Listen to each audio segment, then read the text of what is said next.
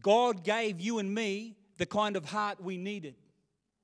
He gave us the kind of field or soil that was conducive to producing 30, 60, 100-fold growth based on the seed of righteousness that He sows in us.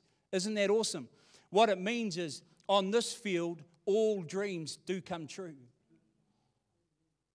Because Christ has secured for us what we need in terms of heart condition and fulfilling a promise that God said in Ezekiel 36:26.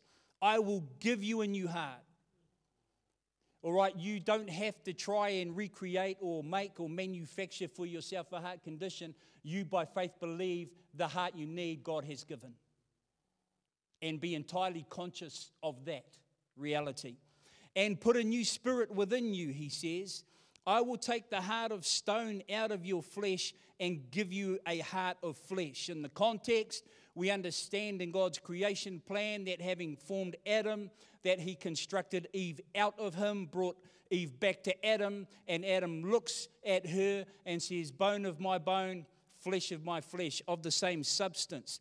And we see the apostle draw the parallel amazingly in Ephesians 5:21.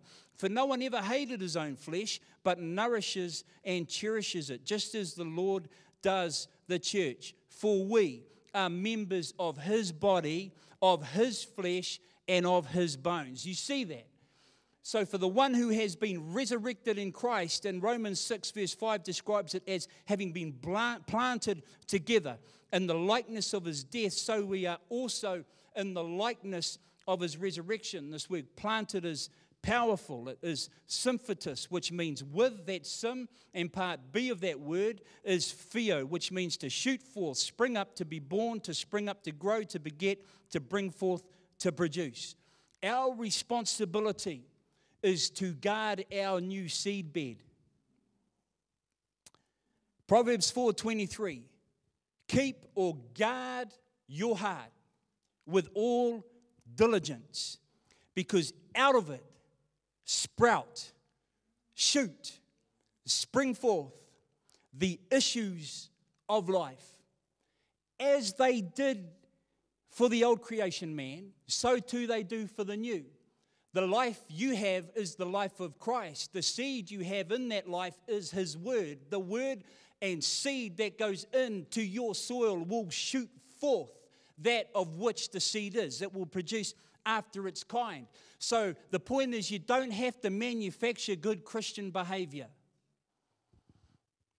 When you receive the word and have an ear to hear what the Spirit is saying, and you allow the word to take root in your soil, and that word is not competing with gravel patches in your heart, that seed shall spring forth.